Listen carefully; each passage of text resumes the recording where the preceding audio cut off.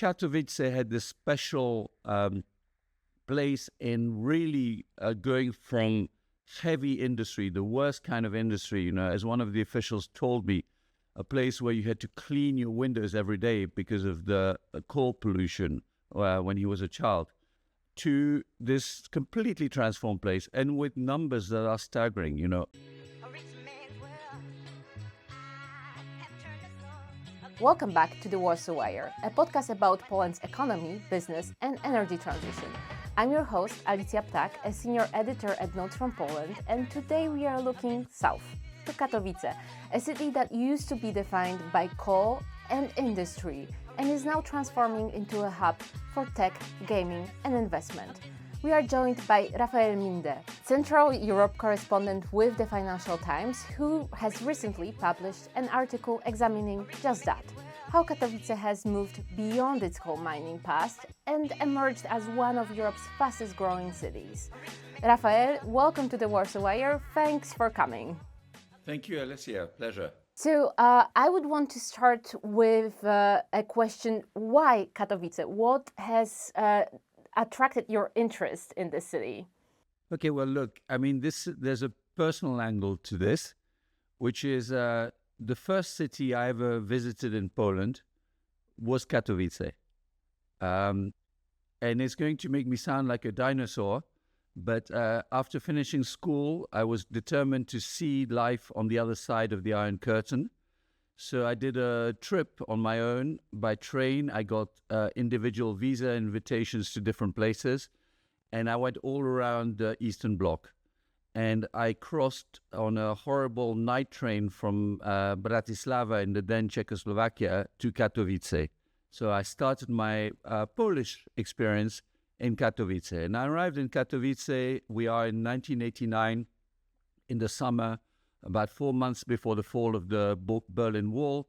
And I arrived at about 5:30 a.m. on this horrible night train. And I remembered being worried, thinking there would be no one around and what would I do and so on.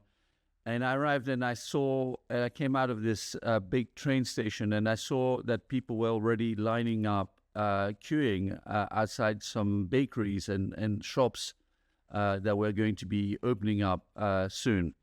So my first impression was one of deep communism and a pretty grim place. It was literally still dark, and the city just felt dark. And you could sense that it was definitely a working person's city. And it was an amazing visit for me. It was so far from life in Switzerland. And, I really got a sense of the differences and how the economic development of one place changes the lifestyle of that place versus another. So when, as a correspondent, I returned to Katowice, to the very same train station, I found that the actual structure of the original station was still there, but it was kind of wrapped up in a glass structure, turned into a shopping mall, had a very modern underground bus station. And I was like, this is as they say in Asia, this is same, but different, So I was like shocked. And I basically have had the chance to go to Katowice a few times. They have a big annual economic forum that I've attended. And every time I've been just incredibly impressed by what had been done there and the transformation, the center, the downtown area, having, one of the best concert halls in Poland with an unbelievable acoustic. I had a chance to go there, the Silesian Museum, the conference center itself. So then I heard about this specific project that they have, which is to transform another of the abandoned mines into this tech gaming hub. And in August, they awarded the tender to an Austrian company called Strabag. And I was just interested. I was like, how have they been able to do this? And what has it really done for the city? And the numbers of Katowice are, truly astounding. So I think, I could have done this story in probably 10 different cities in Poland. In fact, out of the 20 fastest growing European cities across the whole of Europe since 2010, 10 are in Poland. So I could have done this in Krakow, I could have done this in Poznan, I could have done this in Bydgoszcz. All of them would have been valid. But Katowice had this special place in really going from heavy industry, the worst kind of industry, as one of the officials told me, a place where you had to clean your windows every day because of the coal pollution when he was a child, to this completely transformed place, and with numbers that are staggering. Katowice's unemployment rate is now 1.4%. Poland's is already one of the lowest in the EU, but Katowice is, like, even by Polish standards, an outlier. So this made me interested, and in news we look for pegs. I call them pegs, or we call them at Financial Times pegs. So the peg or the hook for the story was this new project, but it was a way of telling a bigger story about Poland. I just think there's lots of stories that just say Poland is doing great, but I think it's more interesting for readers to get to see this an example, something that tells us about the broader story of Poland. And Katowice's gaming hub project seemed to fit the bill. That's why I actually got interested in, you write a lot of stories that are very interesting, but this particular story struck me and stood out to me as something that is of particular interest to us here at the Warsaw Wire, because it connects two stories about Poland. One story about growth and the other story about energy transition. Poland still is the only country in the EU that produces the majority of its electricity from coal. However, it has transformed rapidly in the past few years, despite a lot of hurdles and despite even, I would say, a lack of clear political will to do so, at least on the level of rhetorics.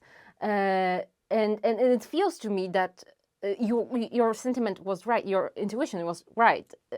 Katowice seems to be the city in Poland that connects these two stories. But you mentioned some issues that might plague cities such as Katowice. For example, you cited researcher Simon Stokely from Cambridge, saying that cities like that try to become Europe's Silicon Valley, let's say, are often plagued with problems of attracting enough talent pool. And I wonder, from your reporting experience there, do you think that Katowice will be able to attract the talent from within Poland and from abroad?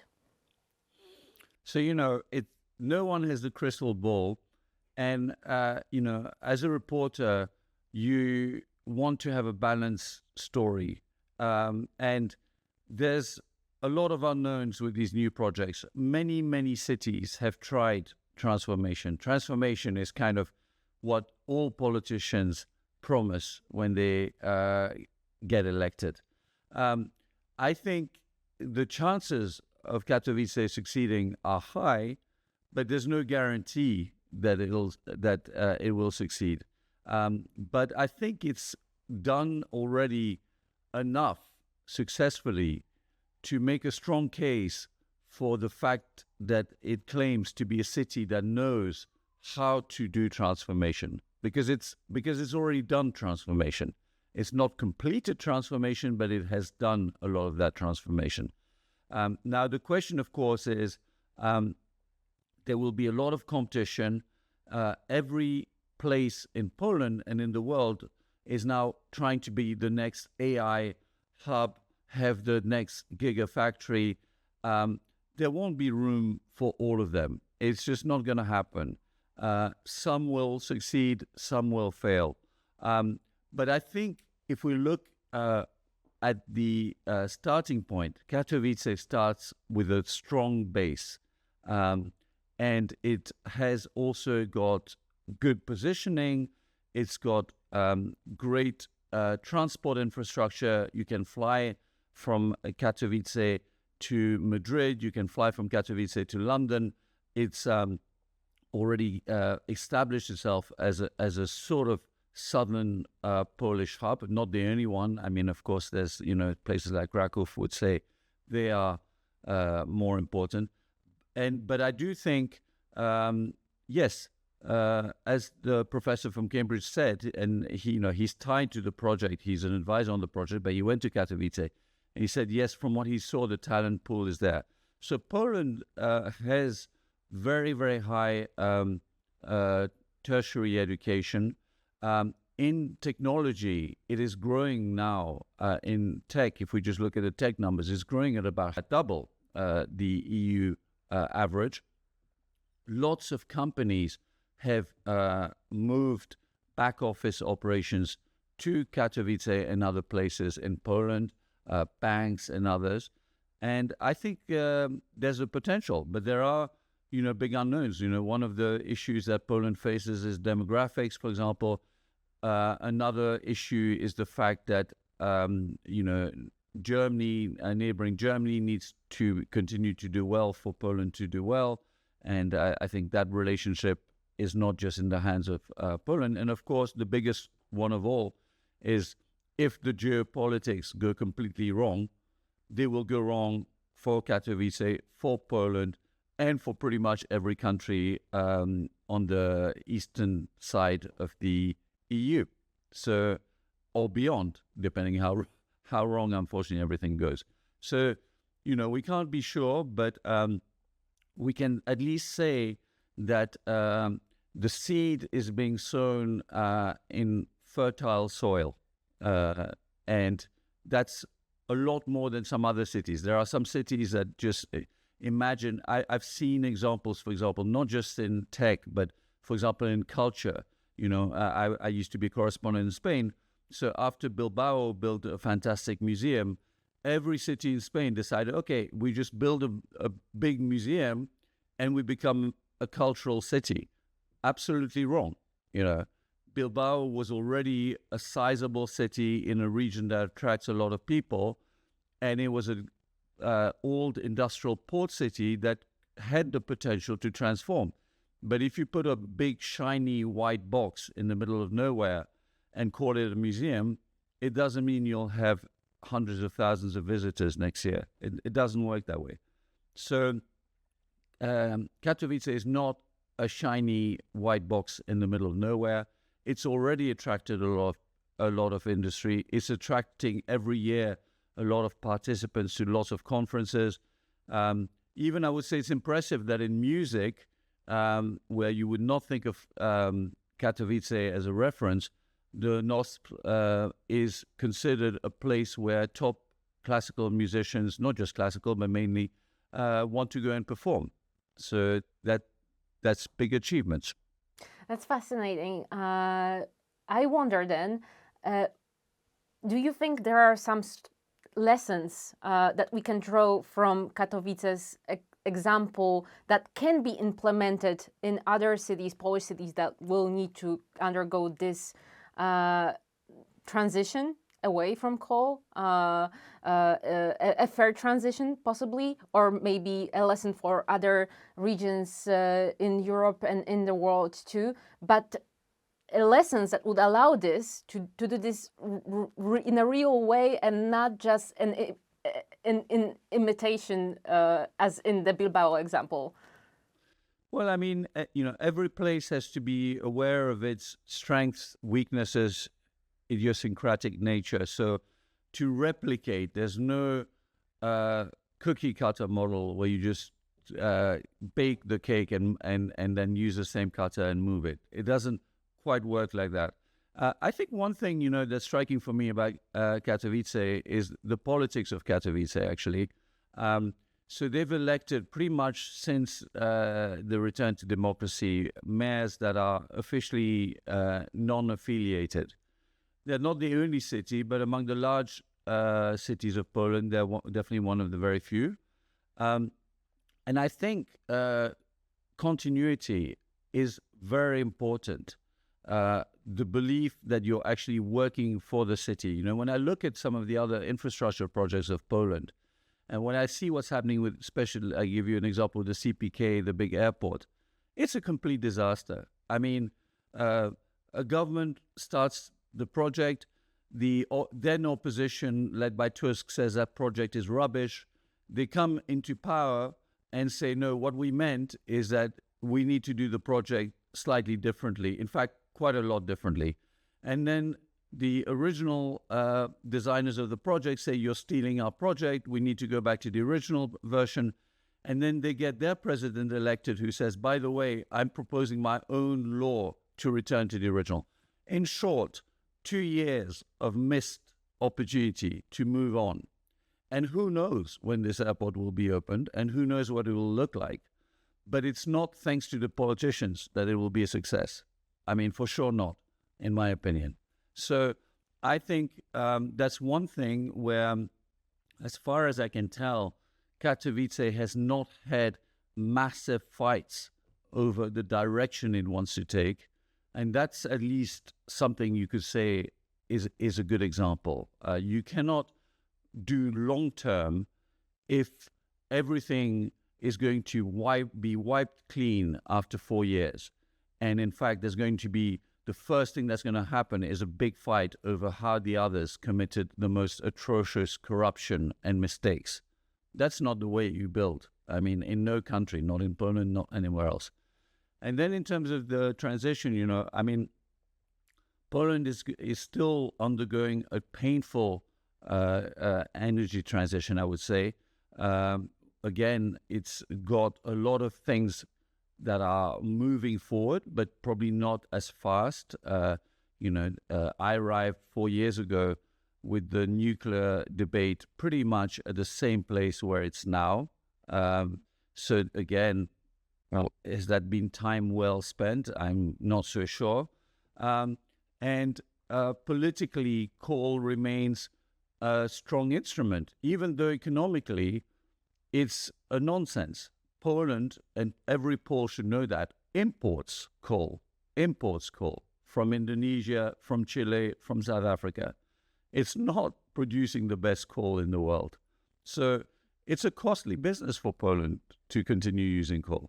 But that message seems to be hard to sell, and it's disappointing for me how much backpedaling there has been about the commitments to the green transition. So it's sort of, on the one hand, we say we want it, and on the other, we tell our voters, don't worry, we are absolutely against the Green Deal, rest assured.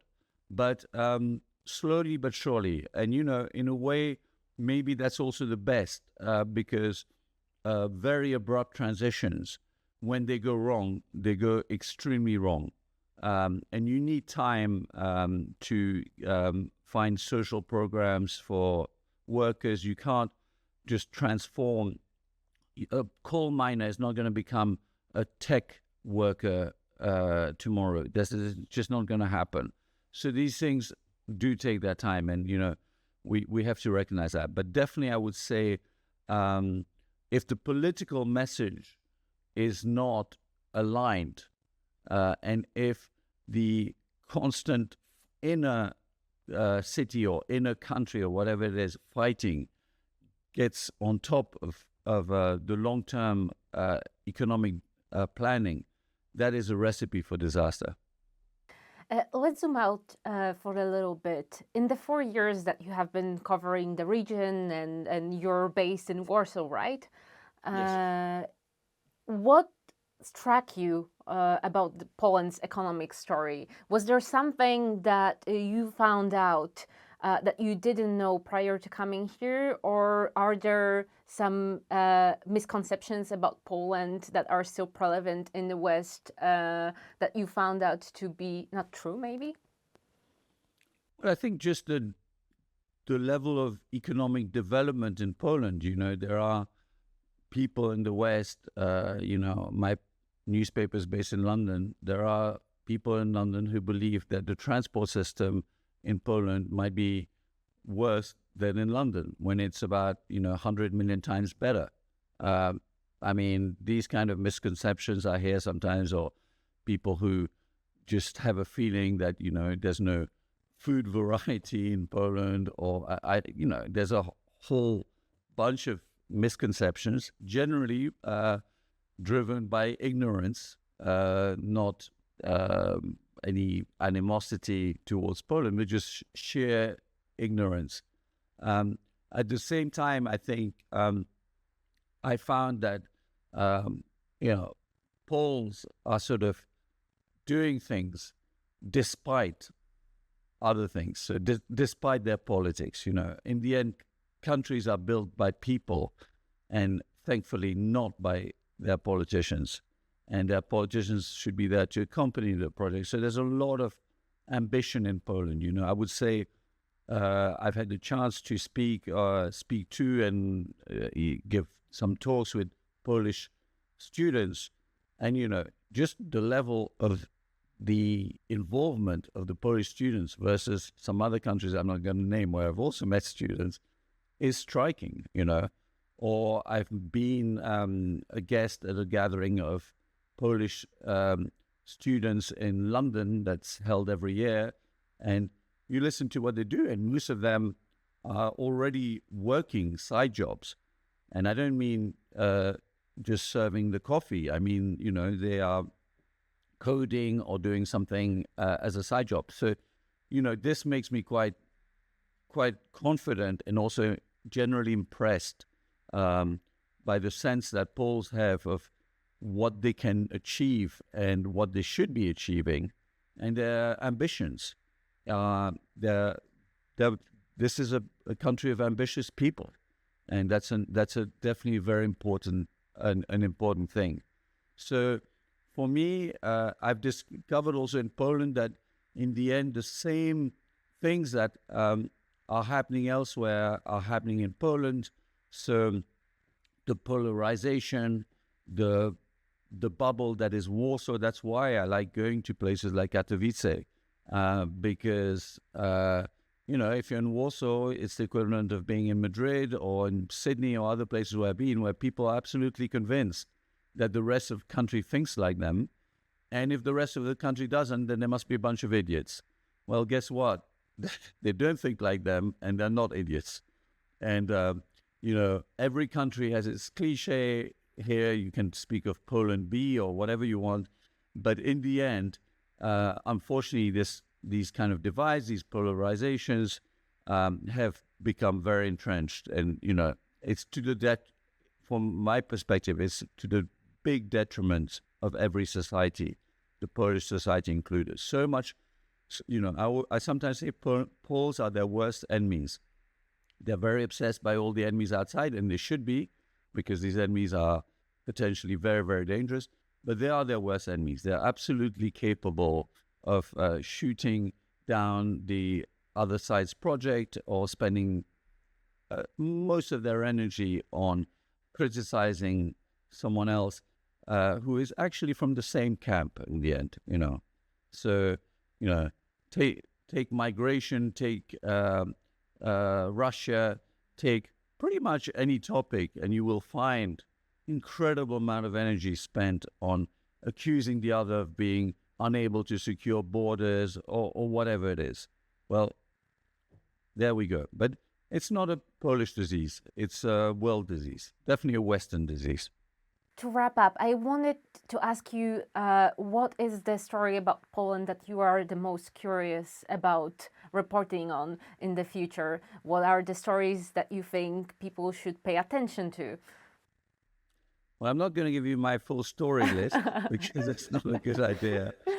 But I think I find this whole demographics issue and how it fits in with migration fascinating, because and also since we're here mainly talking about economics, also the issue of at what point Poland loses its initial advantage, which was to be a cheap manufacturing, a cheap hub for production for Germany and others. Like the standards of living are going up in Poland. Life, we can see it. I read this morning, the coffee is 30% more expensive in Poland than a year ago.